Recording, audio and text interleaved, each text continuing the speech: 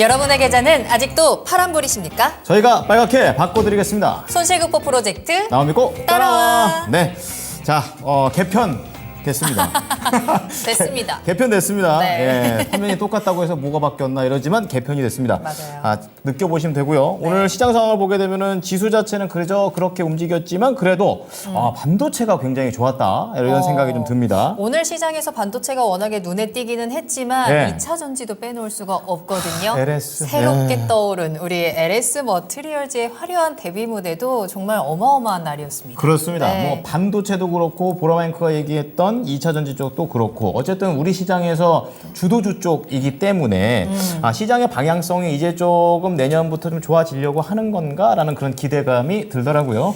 정말로 좋아지든 아니든 우리는 여러분들의 종목에 조금 더 집중을 하면서 네. 내실을 탄탄하게 다져보는 시간 가져보도록 하겠습니다. 지금부터 저희만 믿고 따라오시면 되고요. 네. 자, 개편 첫날 오늘 함께해 주실 두 분을 소개해드립니다. 토마토 투자자분의 박준현 운용형님 그리고 토마토 투자클럽의 김진원 전문가님 함께할게요. 안녕하십니까? 안녕하십니까?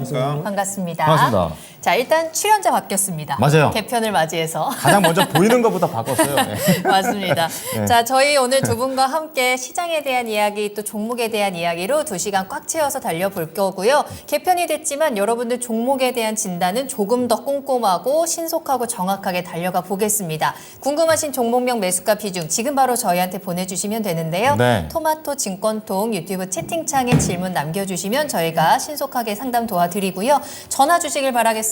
전화 상담 02-325-8200번, 325-8200번 열어두겠습니다. 네, 통상 이제 이렇게 되고 난 다음에 저희가 사전 종목을 좀 해드렸었는데 맞죠. 이제 종목보다는 우선은 시장을 관통했었던 이슈를 먼저 한번 해석을 좀 해보고 난 다음에 네. 종목으로 또 수종진 한번 달려보도록 하겠습니다. 좋습니다. 자, 그러면 오늘 이슈 어떤 건지 바로 공개해드리도록 하겠습니다. 오늘의 네. 이슈입니다.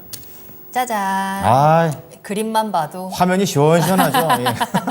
바뀌었습니다. 그렇습니다. 네. 예. 자, 오늘의 주제 바로 온 디바이스 AI입니다. 맞아요. 시장에서 오늘 반도체가 굉장히 핫했다라고는 하지만 그 안에서도 온 디바이스 AI 종목들이 정말로 무서운 시세를 나타냈는데요. 맞아요. 지금 네. 물론 단기간 안에 관련 종목들이 급등을 해서 많이 올라오기는 했습니다만 이게 정말로 온 디바이스 AI, 이 AI 시대로 변화하고 있는 과정이라면 지금의 급등이 정말로 시작일 수도 있다라는 생각도 들거든요. 그쵸. 아니면 테마로 지금 잠깐의 정말 너무 과열된 구간인 건지 이 부분을 좀 체크를 해봐야 될 것 같아서요. 오늘의 주제는 온 디바이스 AI 대시세 출발점인가입니다. 네, 자 그러면 박준현 운용역께서는 이 대시세 출발점인가요? 아닌가요? Yes or No로 먼저 대답을 어렵네요, 해주시면요. 그죠? S 노로 딱 안 떨어질 것 같고요. 그래요? 이거는, 네. 데이시스 출발도 아니고 끝도 아니다. 끝도 아니다. 이렇게 좀 말씀드려야 알겠습니다. 이거 좀 헷갈립니다. 조금 더 자세하게 이따 좀 그러네요. 들어가야 되겠고요. 자 그럼 김진환 전문가께서는 출발점인가요? 아닌가요? 출발이라고 보고 있습니다. 출발이라고 보고 그래요? 있습니다. 예. 한 분은 알겠습니다. 중간에 서 계시고 한 분은 살짝 출발 쪽이십니다. 네. 자, 그럼 일단 중간에 서 계신 분부터 저희가 알아보죠. 이야기를 나눠 볼 텐데요. 일단 온 디바이스 AI 그러면 이미 어느 정도는 많이 올라왔다라고 보시는 거예요? 정확히 말하면 10월 중순부터 시작을 했습니다. 네네. 10월 중순에 삼성전자가 가우스인가를 발표를 하면서 내년도에 출시가 되는 갤럭시 S24에 온 디바이스 AI를 구현하는 스마트폰을 출시를 하겠다. 네. 그러면서 그때서부터 움직이기 시작됐으니까. 가우스가 그건가요? 그 언어 모델인가요? 예, 저 그런 걸 알고 있습니다. 예, 그래서 AI. 그때부터 시작을 해가지고 종목들이 주요 종목들이 대표적으로 뭐 제주 반도체, 칩스 미디어, 가온 칩스라든가 종목들이 그 시점 전후해가지고 100% 이상 올랐고요. 그 다음에 그들 관련 종목들이 또 이제 그 엔비디아 발 때문에 4월 달부터 움직이기 시작을 했으니까 그때서부터 본다 한다면 네. 평균 200% 이상 올랐습니다. 그렇기 때문에 출발은 이미 시작이 좀 됐다. 그런 어떤 부분이라는 측면에서 제가 출발도 아니고 그렇다고 해서 끝날 것 같지도 않기 때문에 여전히 종목에서 관심을 가져야 되는 측면에서 저는 중립적으로 좀 말씀드렸다고 먼저 그렇게 좀 말씀 좀 드리고요. 네. 일단은 엔비디아발 AI 반도체가 지금 온 디바이스 쪽으로 지금 확장이 되고 있는 거지 않습니까? 그렇죠. 그걸 이해를 해야 되는데 네. 엔비디아발 AI 반도체는 그야말로 이제 서버 중심의 클라우드 중심의 투자 쪽과 관련된 부분이거든요. 그렇죠. 이제 그야말로 말하면 이제 기업체 중심의 뭐 아마존이라든가 뭐 구글이라든가 그런 회사들이 AI 서비스를 하기 위해서는 대규모 투자를 하는 그런 쪽에 서버라든가 클라우드를 구축하는 과정 쪽에 들어가는 HBM 반도체가 네. 영향을 미쳤다 본다 한다면 온 디바이스 AI라는 것 자체는 조금 다른 영역 쪽에 일단은 온 디바이스라는 것 자체가 또 소형 기기 쪽에 즉 클라우드라든가 서버를 거치지 않고 자체 기기 내에서 AI 칩을 채용을 해가지고 관련 서비스를 받을 수 있는 네. 그런 서비스 자체를 온 디바이스 AI라고 그러지 않습니까? 네, 네. 확장 그 자체가 우리와 실생활에 좀 더 가까워졌다. 즉 자체 기기라는 것 자체가 우리 쉽게 생각하면 가장 확장성이 큰 것 자체가 스마트폰이지 않습니까? 그렇죠. 그래서 스마트폰을 통해 가지고 우리가 피부로 내년도에 삼성전자가 갤럭시 24에 당장 AI 서비스를 받을 수 있는 칩을 스마트폰을 출시를 한다면 그게 상당히 이제 우리가 피부로 느낄 수 있는 AI 서비스를 그런 역할을 내년도에 좀 기대할 수 있지 않겠는가. 아직까지는 AI는 사용하는 사람만 사용을 그렇죠. 하고 서버 있는데. 중심의 즉 좀 그쵸. 무게 중심이 큰 좀 약간 복잡한 연산과 관련된 쪽과 관련된 서버라든가 데이터 센터를 통해 가지고 정보를 자료를 받아야지 할 수 있는 맞아요. 쪽인데 이제 스마트폰이라든가 소형 기기 자체, 스마트폰 PC 자체도 이제 AI 칩이 내장된 PC 같은 경우는 그 서비스를 받을 수가 있는 거고 AI 칩을 인텔이 출시한다고 그랬거든요. 네. CPU 자체를 올해 연말까지. PC 자체적으로 이제 칩을 넣은 것 자체는 AI 서비스를 받을 수가 있고 칩이 내장되지 않은 PC 같은 경우는 받을 수가 없는데 네. 예, 이제 그런 쪽으로 좀 바뀐다는 겁니다. 확장성이 커진다는 측면이기 때문에 예, 그래서 저는 키워드 한 줄 자체를 온 디바이스 AI 부분 자체가 확장성이 상당히 크다. 그 부분 특히 우리 대중화가 되어 있는 스마트폰을 통해 가지고 우리 실시간으로 가장 큰 것 자체가 우리가 피부로 느낀 것 자체가 이거지 않습니까? 갤럭시 S24에 별도 웹 없이도 통화 내용 자체를 실시간으로 통역을 해준다는 거지 않습니까? 통역. 당장 우리가 그렇죠.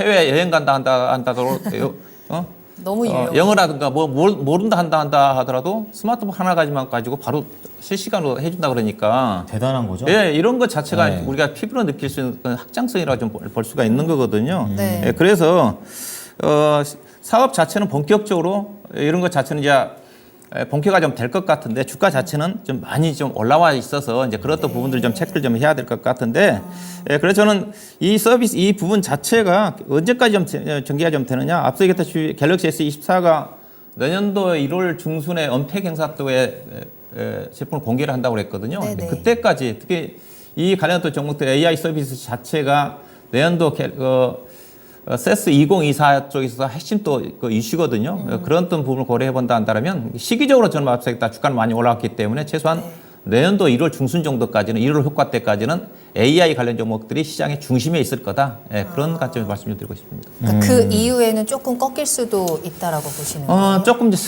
사그라들겠지만 그렇지만 계속적으로 이거 AI 서비스 온 디바이스 AI 부분 자체가 많이 확장이 됩니다. 그렇게 되면 스마트폰이 그렇게 이게 효과가 괜찮으면 스마트폰이 그동안 거의 저성장이었지 않습니까? 거의 네. 역성장이었는데 스마트폰 새로운 자체가 모멘텀이 생기는 많이 거죠. 팔릴 거고요. 네. 그러면 스마트폰과 관련된 부품이라든가 어떤 것도 수혜를 좀 받을 수가 있기 때문에 여러 가지로 다양하게 확장될 수 있는 여력은 많이 있다 그렇게 봐야 될 것 같습니다. 그러면 종목 중에서 지금처럼 뭔가 모멘텀이 있는 종목들 이렇게 온디바이스 AI처럼 이런 종목들이 지금 시점에서 매력이 있는 건지 아니면 반도체라고 하니까 업황은 하반기 이후에 내년부터는 점점 뭐 살아난다 이런 얘기가 있어서 약간 전통적인 그런 관련주들이 좋은 건지 매력도로는 어디가 조금 더 좋을까요? 일단은 지금 핵심 자체는 온 디바이스 AI 관련 종목들이 딱 지금 리스트에 올라와 있어요. 제가 좀 자료를 좀 준비를 했는데 네. 뭐 관련도 종목들이 보면 그 리노그룹 같은 경우는 AI 테스트 기업이거든요. 네. 그다음 제주 반도체 온 디바이스 AI 가동을 위해 가지고 저전력의 DDR5를 DDR 제품을 생산하는 회사라든가 그다음에 칩스 미디어 같은 경우는 설계 회사들, 오픈엣지 같은 경우도 설계 회사들, 퀄리스 반도체, 텔레칩스, 가원칩스, 에이직랜드 이들 종목들이거든요. 지금 나오고 있네요. 예, 이들 종목들인데 근데 제가 이제 이들 종목들이 아직은 테마성이 상당히 강한 게 이제 다음 표를 좀 보시게 되게 되면 실적. 예. 네. 알고 사면 주식 못 삽니다. 저같이 실적을 펀드멘탈을 중시하는 그렇죠. 원한다면 우리께서는 그렇죠. 보시게 되게 되면 제가 시가총액 상위별로 맨 오른쪽 상위별로 제가 표를 좀 만들어 봤거든요. 시장의 중심에 있는 종목. 그래도 리노공업 자체는 영업이익 자체가 올해 추정 실적 기준입니다. 1,000억 정도 이익 난 회사니까 갖춰진 회사예요. 약간은 실체가 있네요. 예, 근데 시가총액이 3조 2천억이고 PER 단위로 33배짜리 주지 않습니까? 그다음에 칩스 미디어 같은 경우는 280억밖에 안 됩니다, 매출액이. 갑자기 또 근데 시가총액이 떨어지네요. 6천억이에요. 올해 순손실 좀 나는 거고 가원 칩스 같은 경우도 매출 600억밖에 안 됩니다. PER 단위로 따지면 100배 되는 수준이고 5천억짜리니까 중요한 것 자체가 이제 PER 자체는 의미가 없는데 PBR 자체가 보면 칩스 미디어 같은 경우는 14.8배지 않습니까? 네. 1,500% 정도의 프리미엄을 이미 받고 있어요. 이런 것들. 상대적으로 싸 보이는 것 자체가 텔레칩스, PBR이 2.2배밖에 안 되지 않습니까? 그다음에 제주 반도체가 급등을 하고 있지만 PBR 단위 2.6배밖에 안 됩니다. 그렇군요. 물론 이들 종목 중에서 가장 핵심적으로 온 디바이스 AI가 성장하는 국면 쪽에서 어떤 종목이 정말 수혜를 받을지는 봐야 되겠지만 제가 2025년도까지 실적을 본다 한다라도 이들 관련 종목들이 폭발적으로 매출액이 증가되지는 않더라고요. 그래서 이들 관련 종목들이 주가 좀 많이 올라왔기 때문에 상당히 부담스러운 부분도 있다는 점을 좀 참고할 필요가 있을 것 같습니다. 네. 확실히 온디바이스 AI가 가지고 있는 확장성에는 동의를 하시지만 지금 주가들이 짧은 시간 안에 너무나도 많이 올라와 있다라는 점, 네. 실적이 증명되지 않은 상황에서 기대감으로 인해서 프리미엄을 너무 많이 받고 있기 때문에 대시세 출발점인가에 대해서는 어느 정도 한계가 있다라고 지금 설명을 해주신 것 같아요. 네. 이제 반면에 김진환 전문가님께서는 출발선에 서 있는 것 같다라고 말씀을 해주셨어요. 그렇죠. 그러면 지금 많이 올라왔지만 더 훨씬 더 큰 대세 종목으로 갈 수 있다라고 보세요. 네, 저는 좀 일정에 좀 주목을 좀 했는데요. 일정, 네. 예, 우리 운영령님께서도 말씀하셨다시피 내년 1월 9일 정도에 이제 CES가 있습니다. 2024년. 그래서 이때 삼성전자가 AI 전략을 공개하는데 뭐 이때 삼성전자 말고도 여러 기업들, AMD, 뭐 인텔 같은 그런 기업들도 AI 관련 발표를 할 예정입니다. 그래서 그렇죠. 계속해서 이 이슈는 온디바이스 AI 이슈는 계속 지속될 거로 보고 있고요. 그리고 뭐 메인은 아시다시피 1월 17일 갤럭시 S24 언팩 행사입니다. 이때 삼성의 이제 온디바이스 AI가 실제로 어떻게 이제 구현이 되는지 뭐 그런 것들을 제가 볼 수 있는 그런 기회인데요. 뭐 방금 말씀드렸듯이 뭐 삼성전자뿐만 아니라 뭐 지금 애플 그리고 구글, 네, 뭐 이런 여러 대단한 회사들, 네, 이런 기업들이 모두 다 온디바이스 AI를 하고 있습니다. 그래서 오늘 특히나 좀 온디바이스 AI가 좀 강세였는데요. 미국의 필라델피아 반도체 지수가 이제 급등한 그런 부분도 좀 있었고, 네. 그리고 삼성전자가 오늘 좀 기사가 나왔습니다. 갤럭시 버즈에 AI 통역 기능이 이제 탑재될 것이라고 그런 기사가 나왔었는데, 뭐 이런 것들도 뭐 상당히 오늘 주가 강세의 어떤 이유가 됐었고요. 방금 말씀드렸다시피 구글도 지난번에 발표했던 픽셀 8에 AI를 탑재를 한다고 그렇게 얘기가 나왔었고, 네. 애플도 아이폰 16의 이제 상위 모델에 이제 생성 AI를 탑재하게 될 것이라고 그렇게 이야기가 나왔습니다. 그래서 주요 스마트폰 회사들이 모두 이제 AI를 탑재할 것이기 때문에 이제 뭐 이로 인해서 이제 스마트폰 자체에 이제 AI 탑재는 필수가 될 것으로 보이고요. 그리고 이제 이로 인해서 또 스마트폰의 수요도 또 증가한다는 또 그런 내용도 나오고 있습니다. 그래서 계속해서 저희가 관심을 좀 가져봐야 될 것 같고요.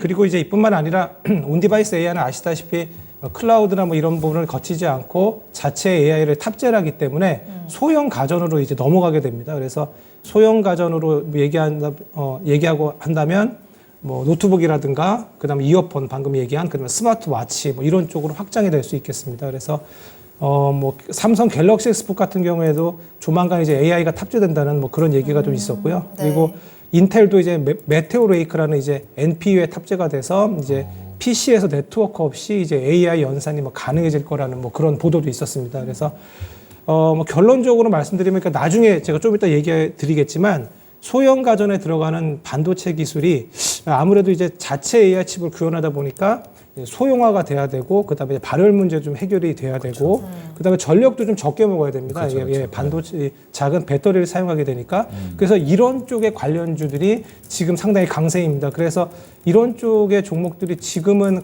강하긴 한데 그래도 좀 내려오면 좀 더 봐야 되지 않나 여러 가지 일정들이 있기 때문에 네. 그런 생각을 좀 가지고 있고요. 네. 그리고 오늘 너무 많이 좀 올라서 뭐 당장 뭐 내일 또 가지 않겠느냐 뭐 이런 얘기를 하신다면 갈 수도 있는데 네. 뭐 지금 너무 신규 진입하기에는 너무 좀 높은 자리이긴 합니다. 관련된 뭐 제주 반도체라든가 뭐 리노공업도 마찬가지고요. 그래서 이런 부분은 나중에 말씀드리겠지만 조금 내려오면은 좀 보면 어떨까. 왜냐하면 내년 1월 중순까지 이슈가 있기 때문에 그 전에는 좀 더 갈 만한 어떤 그런 여지가 좀 있어 보이거든요. 네. 그래서 그런 부분이 있고요.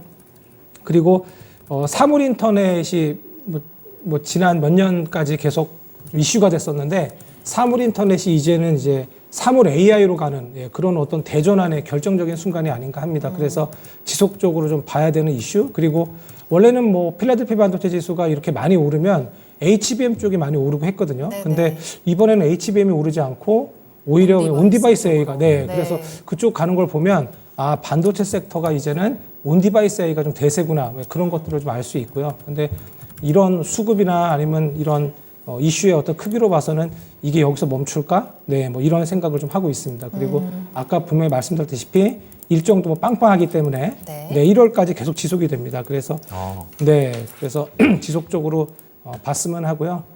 하지만 주가가 좀 많이 올라서 이거 의문을 가지고 이거 어떻게 해야 되나 이런 생각을 좀 하다가 든 생각은 이 챗GPT가 이제 뭐 저희가 이제 사용자 경험으로 구현되기까지는 조금 시간이 걸리지 않습니까? 이제 S24도 이제 언팩으로 이제 공개가 되면 그거를 저희가 이제 실생활에서 어떻게 쓰는지 이런 것들을 체험해보고 그렇게 해서 저희가 실제로 이 AI, 이 온디바이스 AI가 이렇게 기기에 구현되면 이런 기능이 있구나, 실생활이 편하구나 이런 것들을 알기에는 뭐 아직까지 좀 시간이 좀 남아 있습니다. 그래서 지금 주가가 너무 그 사람들의 기대감으로 많이 오르는 감이 있거든요. 그래서 이런 부분에 대해서는 주가가 좀 과한 측면이 없지 않아 있습니다. 그래서 방금 말씀드렸다시피 조금 내려오면 주가적인 측면에서는 조금 너무 과하기 때문에 내려오면 봐야 되지 않나 이런 생각을 하고 있습니다. 그러니까 지금은 많이 올라오기는 했지만 길게 보면은 지금이 대세의 실출발점일 수 있다. 네, 그럼 맞습니다. 일단 단기적으로는 그 1월에 여러 일정들이 다 공개가 되고 뚜껑이 열렸을 때는 그쵸. 약간의 눌림이 있을 수도 있다라고 보시는 거죠. 네, 너무 단기간에 급등을 했습니다. 11월 달부터 상승을 했기 때문에 제주 반도체도 정말로 뭐 2배 이상 이렇게 막 시세가 그러니까요. 분출이 됐었습니다. 네네. 네, 그래서 근데 제주 반도체가 정말로 보니까 실제로 상당히 온디바이스 AI로 그러니까 각광을 받겠더라고요. 그리고 이제 온디바이스 시장이 이제 뭐 2032년까지 87조 이제 규모가 된다고 합니다. 그래서 이런 뭐 미래의 어떤 가치, 미래의 기대감 이런 것들이 충분히 반영될 만하고 휴대용 기기에 이제 탑재되는 것이기 때문에 저전력 메모리 반도체가 되게 필수입니다. 그래서 제주 반도체 이런 주가도 어떻게 보면은 필수적인 기술인데 이 정도 밸류 괜찮지 않을까? 네, 이런 생각도 좀 들거든요. 네. 알겠습니다.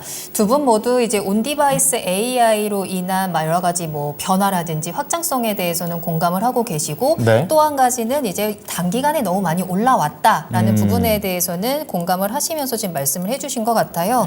그럼 이제 여기서 중요한 건 종목 아니겠습니까? 그렇죠. 그러니까요. 무슨 종목이 그럼 그 중에서도 괜찮은 것인가 이렇게 하셔가는데 네. 우리 박준영 운윤호께서는 여기서 탑3 뽑으신다면 어떻게 뽑으십니까? 예, 뭐 첫 번째는 제주 반도체를 꼽을 수밖에 없을 것 같습니다. 제주 이렇게 반도체 많이 올라왔는데도. 예, 일단은 예사가 앞서 잠깐 우리 얘기했지만은 AI를 구동하는 데서 핵심 자체가 저전력이고 저전력의 저용량이 반도체거든요. 반도체 예사 이제 설계하는 회사고 국내에서는 그 소형사 중에서 예사밖에 생산하는 회사가 없습니다. 대형사들은 이제 삼성전자, SK하이닉스, 마이크론이 생산하고 있는 쪽인데 소형사 쪽에서는 예사 퀄컴이라든가 미디어텍에서 기술력을 인증받은 회사이기 때문에 그 앞서 제가 표를 보여드렸지만은 밸류 자체가 주가 많이 떴지만 가장 싸요. 2.6.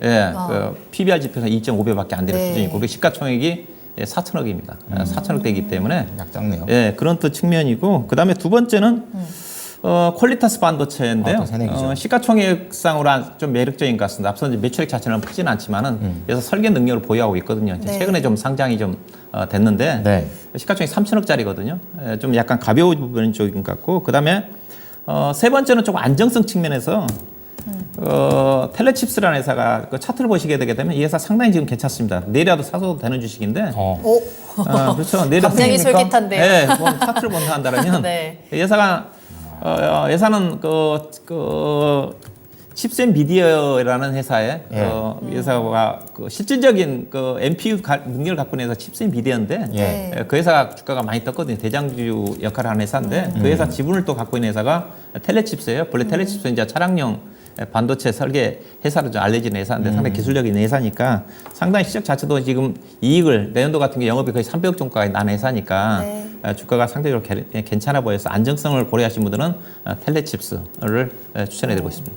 알겠습니다. 그럼 운영위원님 여기서 탑으로 잡으시면 텔레칩스가 제일 좋다고 보나요? 아니요. 제주 반도체. 제주 반도체. 근데 제주 반도체는 좀 이따 얘기하셔야 돼요. 그죠? 우리 또 2부 때. 히든카드 종목이셨는데 그쵸. 목표가를 달성하셨기 때문에 관련된 내용은 잠시 후에 들어보고요. 그러면 김진환 전문가님께서는 온디바이스 AI 중에 탑3를 꼽으신다면 어떤 거 보세요? 네, 저도 제주 반도체 오. 네, 빠질 수 없을 것 같아요. 네. 오. 저전력 칩이기 때문에 무조건 그래요. 봐야 되는 것 같고요. 그다음에 네. 리노공업이 이게 영업이익이 40%나 됩니다. 이런 회사 처음 보는 것 같은데 IT 회사 중에서는요. 그래서 네. 리노공업도 좀 봐야 될. 근데 다 자리가 높습니다. 근데 네, 리노공업 잘 그리고 들어가야겠네요. 네, 좀 하나 그나마 좀 아직 부각이 좀 안 된 게 기판 쪽이거든요. 그래서 기판의 심택을 좀 뽑아봤습니다. 알겠습니다. 한 가지만 더 질문을 드리자면 두 분 모두 탑3 중에 제주 반도체를 꼽으셨잖아요. 그랬더니 채팅창에서 곽보영 님이 제2의 에코프로가 되지 않을까라는 댓글을 남겨주셨는데 여기에 대해서 어떻게 생각하시는지 짧게만 답변을 해주실 수 있을까요? 먼저 전문가님부터. 네. 운영장님께서 말씀해 주셨는데 네.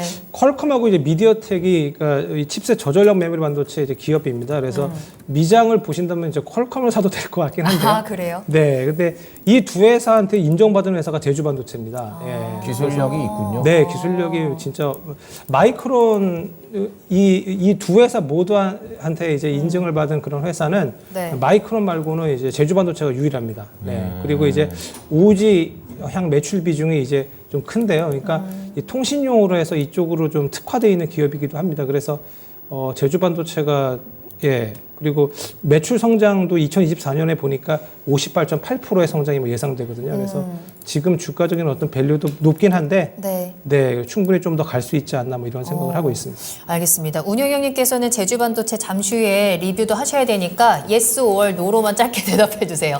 제2의 에코프로 될 수 있을까요? 에코프로가 15배 올라가지 않습니까? 10만 원에서 또 150만 원까지. 제주 반도체 이 어떻습니까? 종목이 4천 원에서 시작을 했으니까 네. 지금 3배 올랐거든요. 네, 네. 좀더 노력해야겠는데요. 제2의 에코프로 얘기하기 40만 원 깜짝 놀랄 가야 것 같으니까 반 정도는 좀 충분히 여러 건 있지 않겠는가. 그래요? 에코프로 욕심 반까지는 갈 부린다 수 있다? 한다면 저는 그렇게까지 얘기하고 싶진 않는데. 네, 알겠습니다. 그럼 김진환 전문가께서도 제주 반도체로 그냥 탑픽으로 잡으시는 거예요? 네. 주가가 좀 더 내려오면 좋겠어요. 그러면은 예, 충분히 뭐 내년까지 이슈가 지속되기 때문에 내년 초까지요. 그래서 네. 예, 내려오면 보시면 어떨까? 예, 저도 생각합니다. 알겠습니다. 네. 자, 오늘 이슈와 관련해 가은 온 디바이스 AI 과연 이 대시세의 출발점이 될 수 있는가에 대해서 두 분의 의견을 들어봤는데 확실하게 간다 안 간다 아직까지는 조금 더 봐야 될 것 같습니다. 약간 중립적인 부분 정도 있으시거나 네. 아니면 조금 더 갈 수 있을 것 같다 정도의 개념이시기 때문에 놓치지 말고 보셔야 되겠고 두 분 모두 다 이제 탑픽 종목으로는 제주 반도체 좀 얘기를 해드렸으니까 시세를 잘 보시면서 또 다른 종목까지 온기가 퍼질 수 있는지 이 부분에 대해서 자세하게 체크해 보시면 되겠습니다.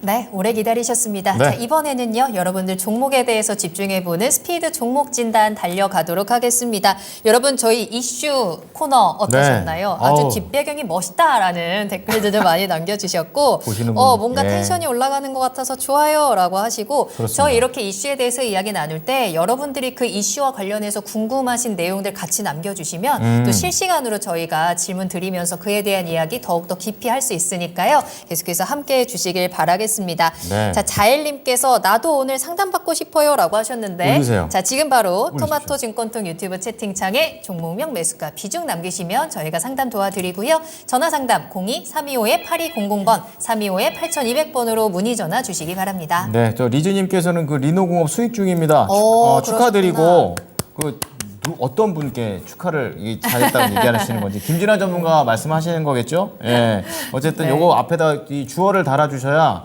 좀 으쓱하십니다.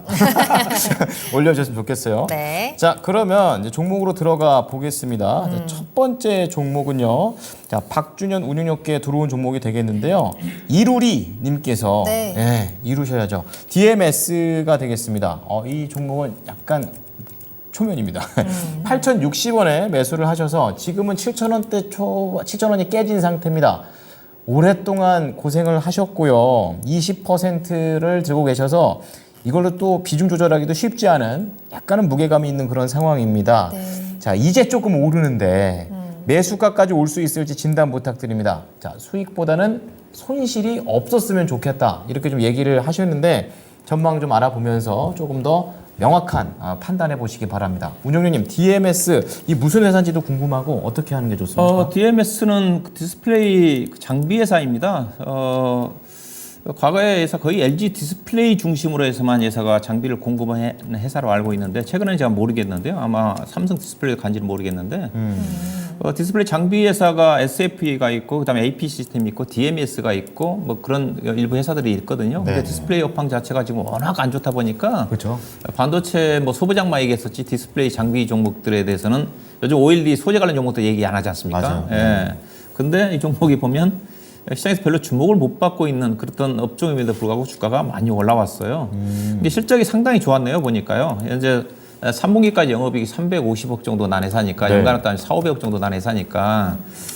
근데 이제 이와 관련된 회사, 이 회사 이제 자체적으로 본다는 주가 자체가 그렇게 비싸진 않아요. 올해 뭐 반도체 회사들 같은 경우, 장비 회사 같은 경우는 업황이 안 좋아가지고 적자나는 기업도 있지만은 이 회사 같은 경우 올해 영업이익이 400억대 정도 된 회사고 당기순 200억이니까 PER 기준에서 지금 8배 되는 수준이거든요. 근데 이제 업황이 안 좋으면 네. 그렇게 프리미엄을 못 받거든요. 그러면 이 회사와 앞서 얘기했다시피 비슷하게 지금 시장에서 시장에 탑을 달리고 있는 SFA라는 회사가 있거든요. 그다음에 AP 시스템이라든가 그 회사를 보게 되게 되면 이 회사가 어느 정도 갈 줄 알고 있습니다. 자, SFA 차트 보고 계시죠? 이 회사는 삼성 디스플레이 중심으로 해가지고 장비를 공급한 회사인데 여기다가 이 차전지 장비 쪽도 회사가 공급을 해요. 근데 주가 보시면 지금 거의 바닥이지 않습니까? 그러네요. 29,000원대고 회사도 영업이익이 아마 1,000억대 가까이가 될 겁니다. 올해 944억, 작년도 1,600억 났잖아요. 내년도는 1,800억 정도까지 이익을 예상을 해요. 네. PER 단위로 9배고요. 그다음에 AP 시스템 회사는 디스플레이 쪽에 열처리 장비 위주로 생산한 회사인데 이 회사도 지금 영업이익이 올해 600억, 내년도 900억. 현재 주가는 PER 단위로 5배, 내년도는 3.7배입니다. 더 떨어지네. 이 회사는 삼성 디스플레이 쪽에 유지의 장비 공급을 안 했어요. 그러면 DMS 주가를 어떻게 봐야 될지. 이 차트로 본다면 조금 갈 여력이 있는데 펀드멘탈로 따지면 앞서 얘기했다시피 AP 시스템이라든가 SFA가 지금 주가가 못 가고 있으니까 이 종목이 앞서 얘기했다시피 LG 디스플레이 쪽에 장비 공급이 많아요. 그다음에 중국 쪽에도 아마 중국 디스플레이 장비 회사들까지 아마 납품한 걸로 알고 있는데 그걸 감안하면 일단 차트로는 약간 여력이 있는데 다른 여타 앞서 선도 종목들이 못 가고 있기 때문에 주가가 현재에서 오버슈팅은 안 나올 것 같다. 그렇게 좀 말씀 좀 드리고 싶고요. 우리 시청자님 8,000원대 사셨으면 지금 차트에 안 나타나고 있잖아요. 지금에서요. 한번 보면 2020년도 정도라든가 그 정도 거의 아마 2년 정도 고생하셨을 것 같아요. 보면 뭐 지금 보면 2021년도 뭐 7월달 이전에 7,000원대 이전이 가격이니까 그래서 일단은 고생들 하셨는데 비중 20% 정도 좀 되네요. 약간의 추가적인 상승 여력은 있어 보입니다. 완만하게 해서요. 일단은 제가 드릴 수 있는 가격 자체는 아마 7,500원 정도가 적당할 것 같습니다. 네. 근데 앞서 얘기했다시피 SF라든가 AP 시스템이 올라와야지 종목도 어떻게 보면 기업 내용으로 봐서는 개인적으로 충분히 10,000원 정도까지. 왜냐면 올해 예상되는 주당 EPS 자체가 거의 1,000원대 정도 되는 거거든요. 근데 그런 업황을 감안해 본다 한다면 디스플레이 업황 자체는 올해도 주목을 못 받아요. 그래서 7,500원 정도를 적당하게 매도할 때 탈출할 수 있는 기회. 약간 손실 나겠네요. 그 정도에서 매도하셔가지고 다른 종목 쪽으로 교체하는 전략이 필요할 것 같습니다. 네. 자, 첫 번째 종목 DMS가 되겠습니다. 요즘 시장은 확실히 좀 뭔가 관심도가 있는 그쪽으로 좀 많이 몰리고 네. 폭발력 있는 시세들이 나오기 때문에 이 종목 가지고는 상승은 나오지만 지금 굉장한 회복보다는 손실 줄이자는 전략 그리고 7,500원에서 7,600원에 목표가를 좀 제안해 드릴 테니까 참고해 주시기 바랍니다. 네, 다음 종목은 이번에는 김진환 전문가님을 콕 집어서 보내주신 종목인데요. 그렇군요. 포스코 퓨처엠 살펴보겠습니다. 네. YY님께서 남겨주셨고요. 매수가는 38만 원이네요. 비중 30% 가지고 계시고 손실도 좀 있으신 구간인데다가 비중도 가볍지는 않아서요. 조금 걱정되실 것 같은데 그래도 굉장히 긍정적으로 질문을 보내주신 게 전망 좋죠? 라면서 보내주셨어요. 포스코 퓨처엠 전망 좋죠? 라면서 지금 상담 신청을 해주셨거든요. 약간 불안해하시는데. 자, 포스코 퓨처에 뭐 70만 원 근처까지 갔다가 내려왔고 그쵸. 그래도 다시 조금씩 반등하는 모습 보여주고 있거든요. 포스코 퓨처의 전망이 어떤지 과연 이 손실을 회복하고 수익 볼 수 있는지 어떻게 보시나요? 네, 우선 포스코 퓨처엠도 이렇게 양극재 쪽에서 뭐 되게 대표적인 기업입니다. 그렇죠. 그리고 차트적으로도 봐도 우선은 에코프로 BM도 마찬가지인데요. 네. 지속적으로 지금 바닥을 찍고 지금 상승하는 그런 지금 상황이거든요. 그래서 지속적으로 좀 끌고 가실 수 있을 만하고요. 그리고 아까 매수가가 어떻게 38만 원. 네. 38만 원이시면 이 정도 선. 네. 거기가 딱 38만 원? 네. 기본적인 어떤 반등은 최소한 40만 원은 나올 수 있을 거라고 보고 있습니다. 그래서 지속 보유 의견을 드리고요. 네. 그리고 이제 포스코 퓨처엠은 이제 내년 1월로 이제 예정돼 있습니다. 포항 공장에 이제 양극재 이제 양산 시점이 이제 올해 이제 내년 1월로 예정돼 있었는데 이제 올해 11월로 이 라인을 본격적으로 이제 가동을 하게 됐거든요. 그리고 이제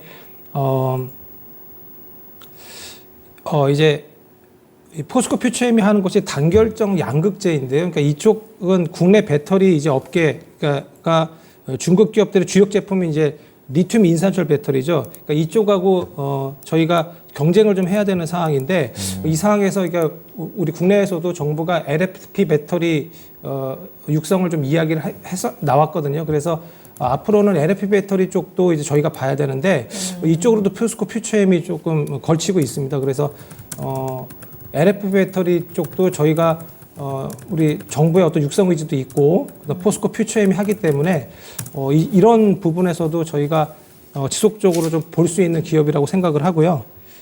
그리고 주가적인 아까 측면에서도 말씀드렸다시피 기본적인 어떤 반등 아까 40만 원 이 정도를 트라이 해주면 네. 그 이후로 또 이제 지속적으로 추가적인 상승도 좀 볼 수 있습니다. 근데 문제가 되는 것이 양극재 같은 경우에는 이제 리튬 가격의 이슈가 있거든요. 그래서 네. 리튬 가격이 4분기에 이제 바닥을 찍고 이제 2분기부터는 내년 2분기죠. 내년 2분기부터는 이제 상승 흐름을 탈 수 있다. 뭐 이런 지금 이야기가 나오고 있습니다. 그래서 우선은 여러 가지 양극재 기업들 에코프로 BM도 포함해서요. 같이 내년 이제 2분기 이후부터는 이제 실적 반등이 좀 기대가 됩니다. 그래서 본격적인 반등은 지금은 좀 기술적인 반등으로 좀 보이고요. 그래서 본격적인 반등은 리튬 가격 이슈를 좀 체크해 보시고요. 그리고 이 리튬 가격이 바닥을 찍고 반등하는 그런 시점, 즉 내년 한 초반 이제 후반부터인데 그런 실적을 감안했을 때 뭐 선반영한다면 내년 초부터는 다시 2차 전지 섹터도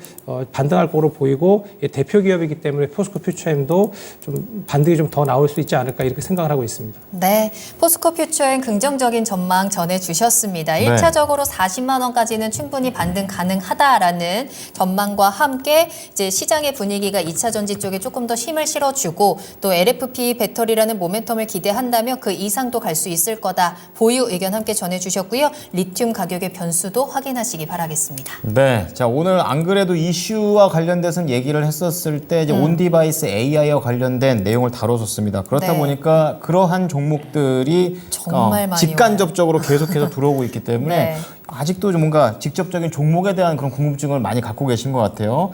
많이 좀 해결을 해 드려 보겠습니다. 네. 자, 이번에는 유제마님께서 네패스입니다. 22,000원에 매수를 하셨어요. 그리고 많이는 안 들어가시고 살짝 고개 정도만 들어갔습니다. 5%를 담고 계시는데 오늘 네패스가 쐈습니다. 맞아요. 진짜 장 초반부터 장이 마칠 때까지 19.2%의 강한 장대 양봉을 뽑아냈고 거래량도 엄청나게 실리는 그런 모습이 나왔는데요. 이게 이제 앞으로도 계속 갈 수 있는지가 더 중요하겠죠. 이제 다시 한번 수익을 낼 수 있는 구간까지 갈 수 있을지 알아보도록 하겠습니다. 자, 온영영님 지금 이제 매수가 근처까지 많이 왔네요. 어떻게 할까요? 예, 본래 그 AI 반도체와 관련해 가지고 그 핵심이 과거에 넷패스인 걸로 알고 있거든요. 회사가 그 뉴모럴 칩이라고 그래 가지고 이쪽에 그 인간의 그 신경망 쪽과 관련해 가지고 그것도 NPU 같은 거. 예, 그런 쪽인데 회사가 이쪽에 투자를 한 걸로 알고 있는데 그 이후로 이제 유야무야가 됐어요. 그 다음에 회사가 망가진 이유 자체가 PO, PLF라고 패키징 라인과 관련해 투자를 많이 했습니다. 근데 네. 그게 수율이 안 나오면서 이번에 그 최근에 공시 나온 건 네페스 라이어라는 회사가 있거든요. 예. 거기에 투자를 했는데 거기가 안 나오면서 대규모 적자가 났어요. 그러면서 공시 나온 것 자체가 그 회사가 상당히 재무내용이 안 좋으면서 그 회사가 어려워지면 네페스까지도 어려워질 거다. 그런 내용이 2주 전에 돌았거든요. 근데 예. 그 회사를 채무를 인수를 했어요. 689억. 예. 예, 인수를 좀 해서 했지만 그래도 거의 다 자회사 부실 부분 자체를 회사가 떠안았기 때문에 여전히 부담으로 남습니다. 그렇죠. 그래서 적자는 계속 날 수밖에 없는. 근데 회사 네페스 자체는 본업 자체는 괜찮아요. 앞서 그랬다시피 네페스 라웨드에 대한 잘못된 투자 때문에 연결 기준에서 지금 실적이 안 좋은 상태 적자가 나고 있는 그러면은 쪽이고. 시간이 지나면 지날수록 조금씩은 상쇄될 수 있다고 보시는 거예요? 근데 레페스 라에 대한 대규모 투자를 했던 부분 자체가 거기다가 투자를 했기 때문에 이 부분에 대한 불확실성 부분 자체는 저는 여전하다고 봐요. 그래서 저는 레페스를 사는 게 아니라 사더라도 레페스 아크를 사야 된다고 봐요. 레페스 아크라는 회사가 있거든요. 예, 레페스 아크는 상대적으로 이 회사가 실적이 뭐 가장 먼저 턴 어라운드가 진행이 좀 될 겁니다. 네. 근데 앞서 얘기했다시피 레페스 라웨라는 회사가 정상화되기는 좀 시간이 많이 걸릴 수가 있습니다. 투자가 잘못됐기 때문에 네. 그 부분에 대한 우려감 자체를 좀 반영을 해야 될 것 같고요. 그래서 오늘 주가가 올라간 이유 자체는 그 채무를 인수해서 약간 불확성이 좀 완화가 된 게 아니냐. 결국 자회사한테 자금을 지원한 거지 않습니까? 그렇죠. 채무를 그대로 다 인수했기 때문에. 네. 예, 그래서 불확성 자체가 해소된 건 아닙니다. 다만 네페스 라웨의 입장에서 본다 한다면 그렇죠. 악재 자체는 해소가 됐다고 볼 수가 있겠지만은 그 부채를 떠안은 네페스 같은 경우 불안 요인이 작용할 수밖에 없고. 이거 사신 분들은 약간 그거 해소된 쪽에 좀 더 포인트를 맞추는 것 같아요. 네. 그래서 네페스라든가 네페스 아크가 상장이 돼 있는데 네. 사더라도 네페스 아크 자체가 차트 흐름 자체가 이 네페스 아크는 대신 좀 올라왔어요. 이 종목은 18,000원에서 26,000원까지 올라왔는데 네. 네페스는 그동안 그것 때문에 계속 못 가다가 16,000원대에서 계속 바닥권에 있었지 않습니까? 그래서 오늘 튕겨 올라왔는데 이 부분 자체는 약간의 어떤 기술적인 반등 성격이 강한 게 아닌가. 다만 오늘 수급적으로 기관과 외국 투자가 매수가 유입되면서 추가적인 상승 여러 있을 것 같은데 따라가서는 안 될 것 같고요. 저는 개인적으로 종목은 21,500원 정도에서 이 가격대 21,500, 2,000원 정도에서 매도하고 나오는 전략이 필요하지 않겠는가. 우리 시장님이 22,000원 사셨는데요. 그 정도 21,500원 정도 언저리 정도를 매도 목표로 보시면 될 것 같습니다. 네. 자, 지금 네페스와 관련해가지고 네페스 아크까지 연결해서 좀 말씀을 드렸으니까요. 오늘의 그 장대 양봉을 뽑아냈던 그런 이슈 자체가 뭔가 완전히 악재가 해소된 게 아니다. 이런 관점이 좀 있으십니다. 그 부분 좀 체크해 보시면서 대응하셨으면 좋겠습니다. 알겠습니다. 자, 계속해서 저희 상담 이어가고요. 여러분들 궁금하신 종목들 또 매수하고 싶으신 종목들 남겨주셔도 좋은데요. 혹시 오늘 또 하나의 핫한 종목이었던 네. LS 머티리얼즈 사신 분들 있으신지 궁금합니다. 그렇습니다. 또 진단이 올라와야 저희가 진단을 해드릴 수 있는데 혹시 매수하고 싶으신 종목들 있는지 같이 또 체크하시면서 남겨주시길 바랄게요. 그러니까 올려달라는 얘기입니다. 맞아요. LS 머티리얼즈 한 올려주시면 저희 너무 궁금하시잖아요. 진단하고 싶거든요. 네, 그렇습니다. 진짜 사적이죠. 네, 자 그러면 다음 종목 계속 가겠습니다. 우왕자 왕왕왕님께서 카카오 올려주셨는데요. 매수가가 너무 높으십니다. 78,100원이에요. 비중 15%. 그래도 카카오가 37,300원 저점을 찍고 다시 좀 반등을 하면서 5만 원대까지 올라오긴 했지만 시청자님 78,000원대면요. 너무나도 오랫동안 지금 고생을 하셨습니다. 그래서 그런지 네. 손실을 보더라도 이제는 탈출하고 싶습니다. 6만 원대에서 정리 가능할까요? 라는 질문 남겨주셨거든요. 탈출할 때 하더라도 그래 내가 6만 원은 찍고 나오겠다라는 그렇죠. 그냥은 안 간다 내가. 예. 그러니까 전략을 가지고 계시는데 그렇습니다. 조금만 더 올라오면 좋겠습니다. 카카오 언제 탈출하는 게 좋을까요? 아, 네. 차트를 봤는데 되게 오래전에 사신 모양이네요. 맞아요. 네. 7만 원대. 거의 뭐 작년 여름 저항 정도 지금 보니까 저항 정도인데 그 정도 가격이면요. 저는 근데 좀 과감하게 말씀드리겠습니다. 보통 저 같은 경우에는 이런 경우면 그냥 손절을 그냥 100% 치거든요. 그러니까 바로 그러니까 단번에 모두 다 손절하기 힘드시면 분할로 조금씩 이렇게 잘라서 이렇게 매도하시는 방법도 좋아 보입니다. 제가 지금 보는 거는 그 차트적으로만 우선은 보면은 기본 반등선이 한 55,000원 선이거든요. 또 55,000원 선 그 정도까지 올라오면은 오히려 차라리 그때부터 손절을 부분적으로 진행을 좀 하시면 어떨까 이런 생각이고요. 지금 뭐 수급상은 되게 뭐 양호합니다. 뭐 기관이 지금 계속해서 사주고 있고 외인도 지금 들어오고 있는데 네이버나 카카오 같은 이제 IT 쪽 이쪽이 좀 많이 좀 수급이 좀 좋긴 합니다. 요즘에. 그리고 카카오 같은 경우에는 이제 AI 출시가 이제 연말로 좀 연기가 좀 되는 부분이 있습니다. 그리고 김범수 의장의 어떤 그런 소환 그런 이슈도 있고요. 그래서 차라리 만약에 이 IT 쪽을 보신다면 국내 한국의 구글인 차라리 네이버 쪽으로 갈아타시는 것이 오히려 낫지 않을까 뭐 이런 생각을 좀 해보고요. 상승 모멘텀이라고는 그냥 우선은 기술적 어떤 반등 정도, 근데 그렇게 그냥 보고 있습니다. 그래서 과감하게 차라리 손절을 하시거나 아니면 그래서 다른 어떤 모멘텀이 있는 방금 아까 이야기 나왔던 반도체라는 쪽으로 갈아타시는 전략도 좋아 보이고요. 예, 그리고 바로 손절이 좀 어려우시면 분할로 조금씩 손절을 하시고 55,000원 선, 반등선 그 정도까지 좀 기다렸다가 손절하시는 것도 좋은 방법으로 보입니다. 네, 안타깝습니다. 6만 원은 찍지 못했습니다. 조금만 그래도 욕심 버리시고 손실을 그래도 최대한 줄여내시면서 나오는 게 중요할 것 같아서요. 6만 원 기다리다가 다시 한번 또 손실을 키울 수 있기 때문에 리스크 관리 반드시 필요할 것 같거든요. 55,000원 기준선 잡아드렸으니까요. 손절하시면서 더욱더 수익 볼 수 있는 쪽으로 종목 교체 고려해 보시길 바라겠습니다. 네, 전문가님 팬들이 꽤 있는 것 같습니다. 네. 네, 계속해서 전문가님이 시원시원하다. 손절도 할 줄 알아야 된다. 이거 저희 오전 방송에서 이랬거든요. 그죠? 그래요? 팬층이 있으시구나. 대단한 분을 모신 것 같습니다. 자, 그러면 이번에는 전화 한번 만나보도록 하겠습니다. 시청자님 안녕하세요. 예, 안녕하세요. 네, 반갑습니다. 네, 어떤 종목 궁금하세요? SFA 반도체요. SFA 반도체. 오늘 반도체 문의가 많습니다. 얼마에 들어가셨어요? 5,180원이요. 예, 우선 수익을 좀 축하드리고요. 네. 네, 비중은요? 15%요. 15%. 자, SFA 반도체 한번 올해 3월쯤 켰다가 이제 그다음부터 계속 등락을 보여주면서 어떤 구간 박스권 내에 들어가 있는 것 같은데 어떤 게 좀 가장 궁금하십니까? 저는 이제 저번 주에 제가 AI 반도체를 다 정리를 했거든요. 그러셨어요. 네, 그 첫 주에 좀 많이 올라오는 것 같아갖고 그래서 이제 내년을 준비하면서 비중을 좀 늘리려고 했었는데 네. 얘가 후공정 중에 찾고 있었는데 얘가 한 올해 내내 누워 있더라고요. 연초에만 그래서 뭐 일단은 15%만 샀는데 네. 좀 빨리 올라와가지고 좀 당황스러워가지고. 그렇죠. 오늘 뭐 어마어마한 시세를 뽑았죠. 네, 좀 더 채우려고 했는데 좀 너무 생각보다 빨리 올라와가지고.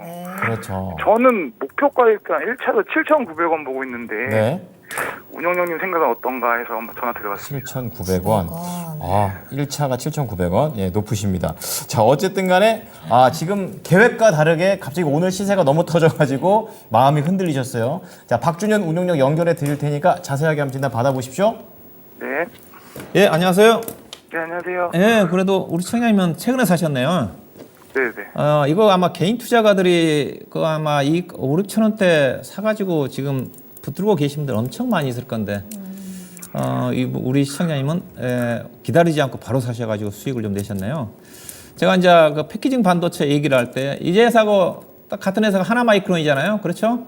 네네. 예, 하나마이크론과 SF 반도체를 살 때 제가 2년 전부터 하나마이크론이 당시에 SF 반도체가 6,000원일 때 하나마이크론이 주가가 10,000원이었거든요. SF 반도체 팔아서 하나마이크론 사라. 그 얘기하고 있는데 지금도 지금 SF 반도체 갖고 계신 분은 이제 오래 기다리신 분 적정한 가격에 파셔가지고 하나마이크론으로 교체하는 게 훨씬 빠릅니다. 이제 먼저 그렇게 좀 말씀 좀 드리고 싶은데 본래 이제 SF 반도체도 이제 패키징 기판 회사인데 회사가 보시게 되면 거의 삼성전자와 거의 밀접한 회사예요. 아까 앞서 제가 디스플레이 장비 회사 SFA라는 회사가 있지 않습니까? 네. 그렇죠. SFA가 SF 반도체를 지배를 하고 있습니다. 원래 SFA가 삼성 디스플레이 쪽과 거의 밀접한 상관관계를 갖고 있어요. 근데 삼성전자가 이 회사한테 패키징을 안 줍니다. 안 줘요? 예, 하나마이크론이 본래 SK 하이닉스 쪽에 캐피티 기판을 유지를 했는데 삼성전자가 하나마이크론으로 돌아섰어요.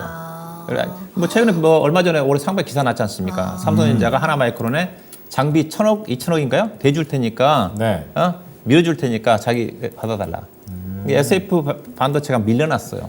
예, 이게 뭐 공장이 안 따라지니까 그래서 투자 자체도 지금 하나마이크론이 베트남 쪽에 대규모 투자를 하고 있어가지고 그래서 하나마이크론이 주가 6,000원이고 지금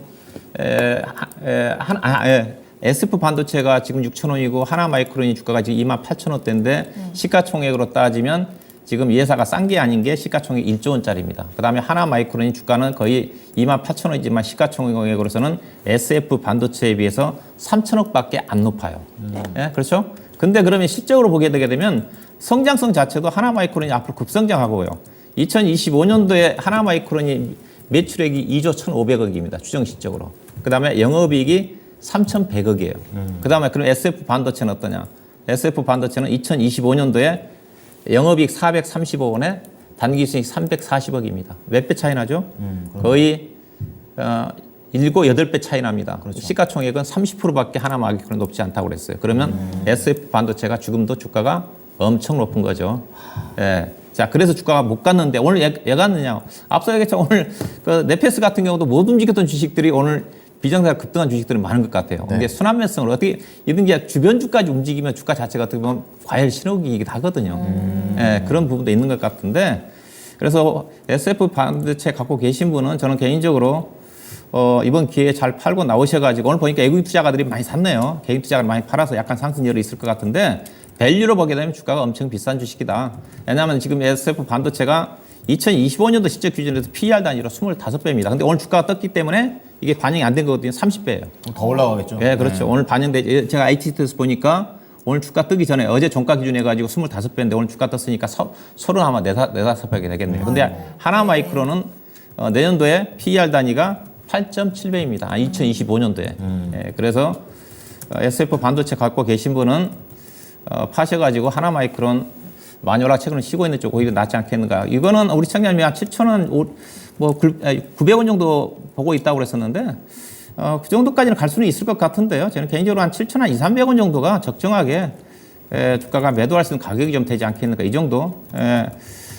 작년도에 한 4월달 정도 형성됐던 가격. 그 다음에 이제 거기다 제가 7,000원 정도 얹을 정도 되는 거니까 오늘 장대 양봉이 나왔기 때문에 추가 상승 여러 개 있는데 따라 매수를 생각하시면 추격 매수하지 마시고 보유하고 계신 분들은 7,200~300원 정도 매도하셔가지고 오히려 개인적으로는 하나마이크론을 중장기 투자하는 전략이 필요하지 않겠나. 그 정도로 말씀드리도록 하겠습니다. 네, 시청자님 비싸다고 하십니다. 익절하시고 하나마이크론으로 내년 준비를 한번 해보시는 게 어떨까 이렇게 좀 말씀을 드립니다. 목표가 7,200원에서 7,300원입니다. 도움 되셨습니까? 네, 감사합니다. 네, 내년에도 수익 많이 내세요. 네, 감사합니다. 네, 감사합니다. SFA 반도체였습니다. 네, 다음 종목 빠르게 살펴볼게요. 황금손님의 신택 살펴보겠습니다. 아까 전에 나왔던. 맞아요. 네. 37,500원 매수가고요. 비중 20% 담으셨어요. 오늘 37,700원 거래 마쳤는데 조금 예전에 사셨나 봐요. 최근에 4만 원 찍고 조정 중인데 단기로 얼마까지 볼까요? 라고 질문 남겨주셨습니다.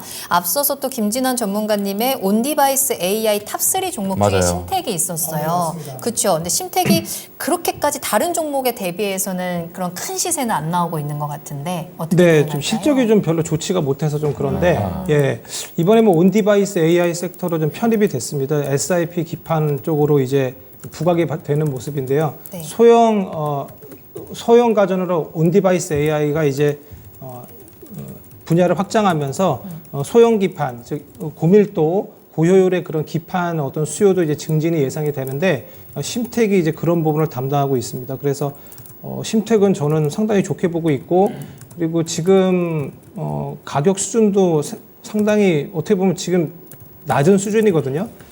이번에 지금 그 이 기판 관련해서 태성이 오늘 좀 상당히 뭐 강한 모습이었고 대덕전자도 지금 한 달 전부터 좀 상승세인데요. 네. 지금 심택은 조금 많이 좀 덜 올랐습니다. 그래서 지금 매수가가 37,500원이신데 지금 살짝 수익권이시네요. 20%대시면 요거는 오히려 지금 앞에 전고를 돌파한다라고 보시고 한 4만 원, 4만 1,000원. 네, 이 정도까지는 충분히 우선은 단기적으로 모멘텀이 있습니다. 그래서 지속적으로 끌고 가는 건 어떨까 이렇게 생각이 되고요. 그리고 지금 기관 매수세도 지금 3일 연속으로 순매수가 들어오고 있습니다. 수급주이기 때문에 이런 기관의 매수세도 좀 괜찮아 보이고요. 오늘도 외인하고 기관이 이제 양매수가 들어왔습니다. 그래서 지속적으로 끌고 가는 걸 추천드립니다. 네, 심택에 대해서 계속해서 좀 긍정적인 모습들을 포인트를 체크해 주셨습니다. 일단 단기적인 목표가는 4만 원에서 4만 1,000원 잡아 주셨는데요. 네. 계속해서 지켜봐도 괜찮은 종목이다라는 의견까지 전해 주셨으니까요. 참고하시길 바라겠습니다. 자, 1부는 개편이가 정신이 없는데 어쨌든 여기까지 좀 보도록 하겠고요. 네. 자, 2부 때는 저희가 사전 접수 종목을 좀 선택을 좀 했습니다. 네. 아마 궁금하실 겁니다. 온디바이스 AI와 관련해서 또 고영이 연결이 되어 있습니다. 관련해서 지금 손실이 약간 나고 있고 네. 또 고영이 또 확장세가 또 있는 종목이기 때문에 앞으로에 대한 전망도 좀 함께 알아보시면 좋을 것 같습니다. 오늘 고영이 굉장한 시세를 또 어제 오늘 아주 이틀 강하게 연속으로. 나오고 네. 있습니다. 많은 분들께서 궁금해하실 테니까 잠시 후에 2부 때 공개하도록 하겠습니다. 네, 그리고 2부에서 저희 개편하면서 히든카드도 기대하시는 분들 굉장히 많은 것 같더라고요. 그렇죠. 2부에 히든카드 기다리고 있으니까 끝까지 함께해 주시고 특히 제주반도체에 대한 이야기 많이 해주고 계시는데 제주반도체로 또 수익 봤다고 윤기숙님께서는 축하드리고요. 감사합니다. 네. 또 앞으로의 전망은 어떤지 또 오늘의 히든카드는 어떤 건지 2부도 끝까지 함께해 주시면 되겠습니다. 자, 그럼 저희는 잠시 후에 돌아오겠습니다. 계속해서 나만 믿고 따라와.